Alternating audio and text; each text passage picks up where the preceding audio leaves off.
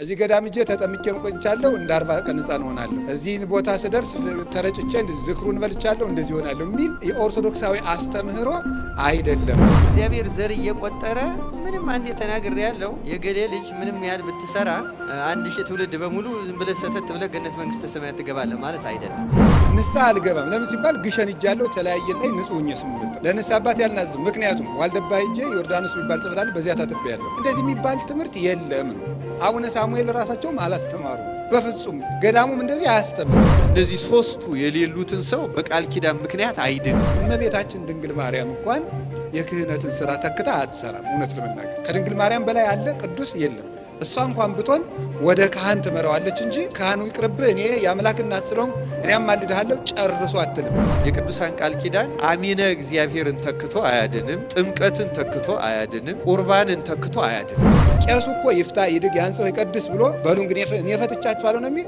እግዚእ ነው አምላክ ነው መድኃኒነ ኢየሱስ ክርስቶስ ሊቀ ካህናት ኢየሱስ ክርስቶስ ይቅር ይበላችሁ ነው። መጨረሻ ላይ እግዚኦ መሐረነ ክርስቶስ ብሎ ሲጨርስ እግዚአብሔር ይፍታ ነው የሚለው። እኔ ፈትቻለሁ አይደል። ሻሽ የጠመጠመውን መስቀል የያዘውን ቆብ ያደረገውን ቀሚስ ያደረገውን አባና ቄሴን ሳይሆን የምናየው ሊቀ ካህናቱ ኢየሱስ ክርስቶስ ነው። ክርስቶስ እስከሚመጣ የሚመጣበትን አናውቀውም፣ ግን እስከሚመጣ ድረስ ሺህ ትውልድ ይሞላል ብዬ አላምንም። የቅዱሳን ስራ ወደ ጌታችን ወደ ኢየሱስ ክርስቶስ ወደ ዕለተ ዓርቡ የማዳን ስራ ወስደው ማገናኘት ነው። ጥያቄው የህይወት ነው። የክርስቶስን ቤዛነት፣ የክርስቶስን ሰውነት፣ የክርስቶስን መወለድ ምክንያት የሚነሳ ምንም አይነት ቃል ኪዳን የለም። ቅዱሳን ክርስቶስን ያሳዩናል። ጠላትን መውደድ እንዴት ነው ተብለን ብንጠይቅ እንደ አቡነ ተክለ ሃይማኖት፣ እንደ አቡነ ገብረ መንፈስ ቅዱስ፣ እንደ ጳውሎስ ተብሎ ክርስቶስን ለማየት ይሆኑናል። ይወጣል፣ ይወርዳል፣ እጸድቃለሁ ይላል። እንደገና ደግሞ የሚኮነንበትን ስራ ይሰራል። አንድ ቀን ይነጻል፣ በበነጋው ይረክሳል። ያቅዳል፣ ይፈርስበታል። እንግዲህ ጸሎት አላቋርጥም፣ እንግዲህ ያረክስም ይላል። በሳምንቱ ተወልሶ ይገባል። እንዲህ ያለው ዲያብሎስ እየፈተነ ለሚያሰቃየው ሰው አለ። መጀመሪያው ጥያቄ የመጀመሪያው በነገረ ቅዱሳን በክብረ ቅዱሳን ጉዳይ ነው የሚሆነው። ቅዱሳን በነገረ ድነት ውስጥ ያላቸው ድርሻ ምንድን ነው? እግዚአብሔር ለቅዱሳን የሰጠው ቃል ኪዳን አለ። እስከ 10 ትውልድ እስከ 50 ትውልድ እምርልሃለሁ የሚለው ቃል ኪዳን ትርጉሙና ሚስጥሩ ምንድን ነው? ከሚስጥረ ክህነትና ከሚስጥረ ንስሐ ጋርስ እንዴት ይታረቃል የሚል ጥያቄ ነው። ከርዕሰ ሊቃውንት ጀምራለሁ። እሺ ቅድም እኔ ስለጀመርኩ አሁን መምህር ብርሃኑ ይጀምሩ ብለዋል። እሺ እንደምን ዋላችሁ? አሜን። እግዚአብሔር አምላካችን ስሙ የተመሰገነ ይሁን። ነገር የተመቸ ነው። ቅድም ስላስተማርኩ ብለው ነው እንጂ እሳቸው የተጀመረው እኔ እየጀመርኩ እሳቸው እያረሙ እያቀኑ እያስተካከሉ እየጨምሩ ቢሄድ በጣም የተመቸ ነው። እውነት ለመናገር እንደዚያ ነው መሆን ያለበት። በጣም ጥሩ። ይሄ እስከ 10 ትውልድ እስከ 50 ትውልድ የሚለው ምንድን ነው የሚለው? በነገራችን ላይ እንደዚህ አይነት አገላለጽ የሚጀምረው ከመጽሐፍ ቅዱስ ነው። ኦሪት ዘጸአት ምዕራፍ 20 ላይ ነው የሚጀምረው እና ለአብርሃም የተገባው ቃል ኪዳን እስከ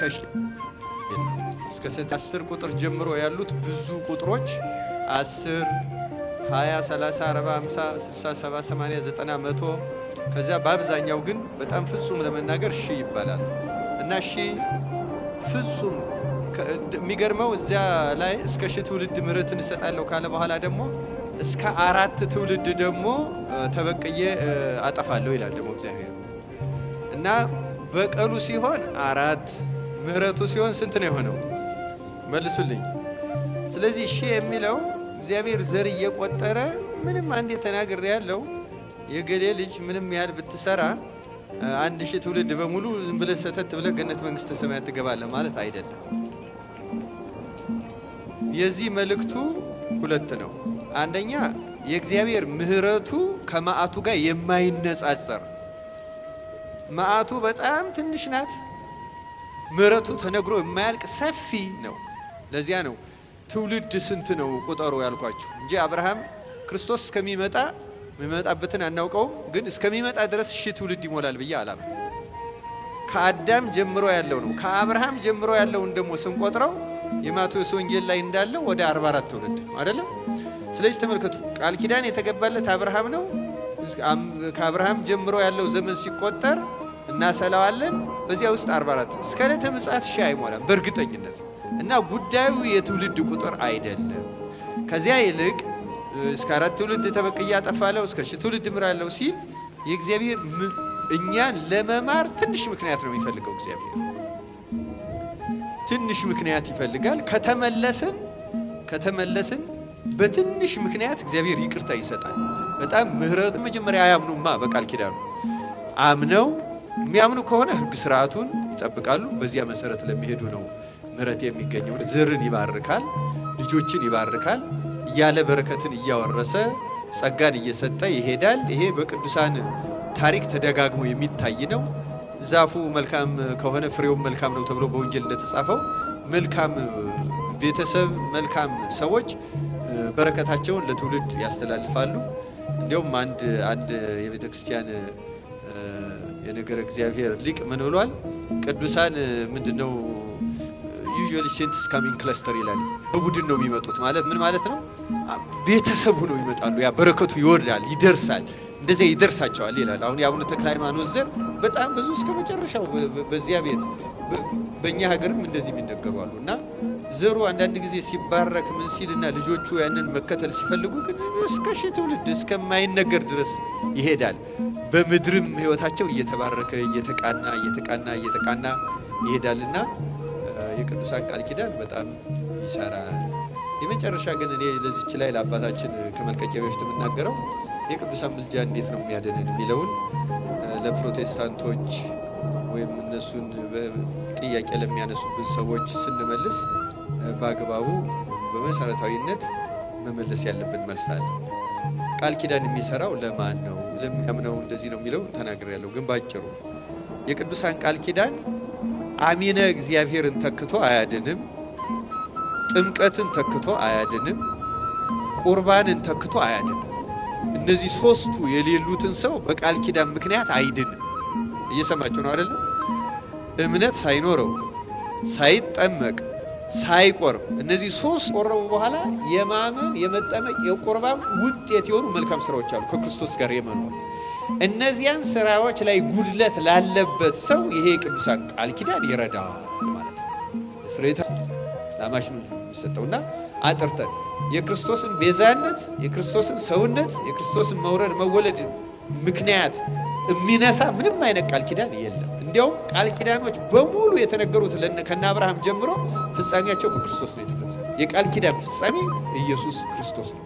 ስለዚህ በእርሱ የማያምን ያልተጠመቀ ያልቆረበ ከዚያ መልካም ለመስራት እየተጋደለ ድካሙን አምኖ በታምኖ ኃጣው ስለ ቅዱሳን ብሎ የሚማልድ የቅዱሳን ምልጃ ይረዳዋል እንጂ እነዚህ የሌሉትን የቅዱሳን ምልጃ አይረዳው አይድንም። እንደ መግቢያ ይሄን ብናገር በቂ ነው። እግዚአብሔር ይስጥልን። እሺ፣ ለመምህር ቃለ ሕይወትን ያሰማልን። በሚገባ ከነገረ ድህነት ጋር ያለውን ግንኙነትም ተመልሶልናል።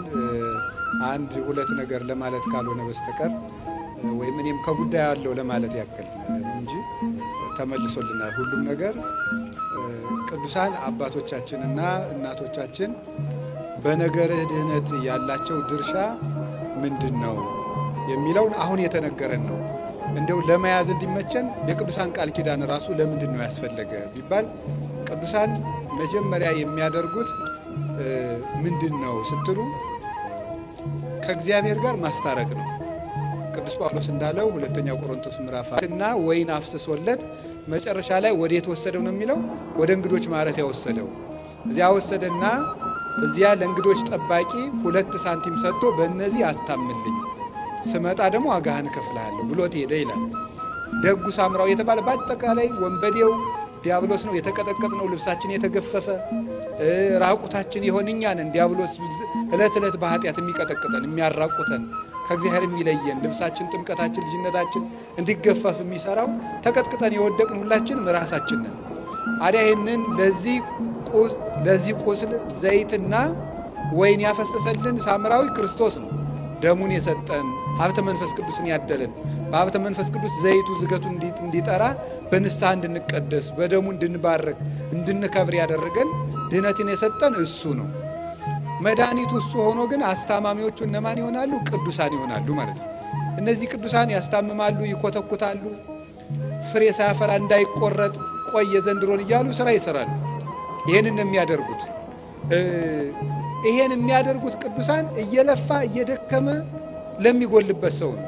አቅዶ ግን አቡነ ተክለ ሃይማኖት አሉብልኝ፣ ጊዮርጊስ አለልኝ፣ ሚካኤል አለልኝ እያለ የሚሰራው አይደለም። ይወጣል፣ ይወርዳል፣ እጸድቃለሁ ይላል። እንደገና ደግሞ የሚኮነንበትን ስራ ይሰራል። አንድ ቀን ይነጻል፣ በበነጋው ይረክሳል። ያቅዳል፣ ይፈርስበታል። እንግዲህ ጸሎት አላቋርጥም፣ እንግዲህ አልረክስም ይላል። በሳምንቱ ተወልሶ ይገባል።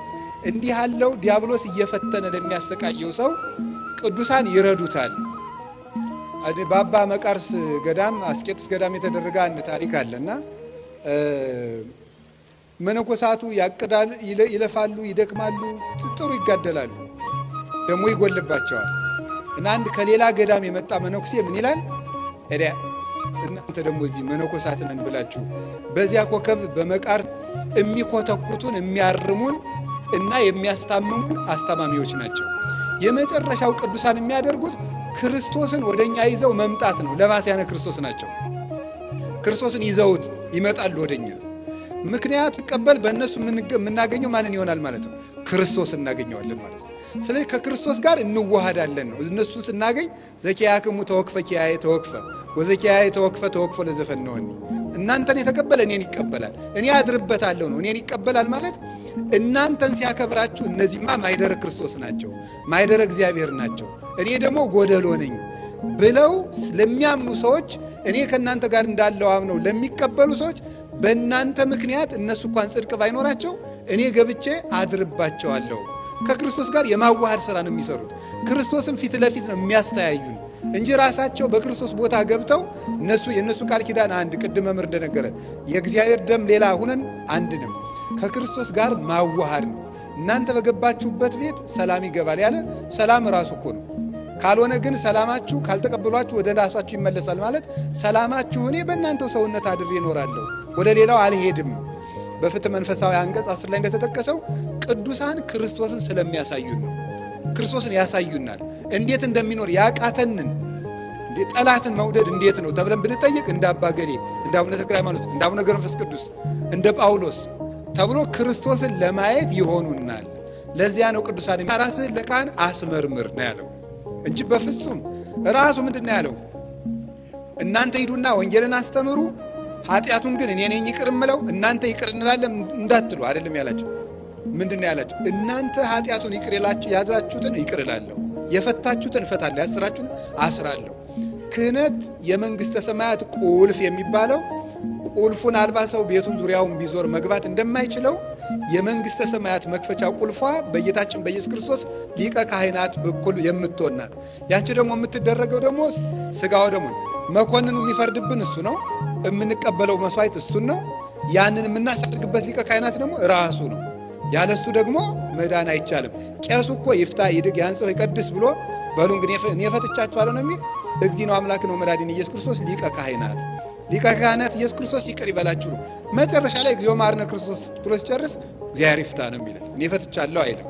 ስለዚህ እግዚአብሔር እንዲፈታን የሰጣትን ቁልፍ እዚያ ሳይደርስ የሚድን የለም። ቅዱሳን የሚረዱን ያለ ጊዜያችን እንዳንቀሰፍ እና ክርስቶስን እንዲዋሃደን ይዘውልን ይመጣሉ።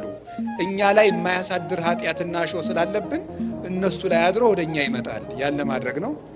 ይቆየኝ።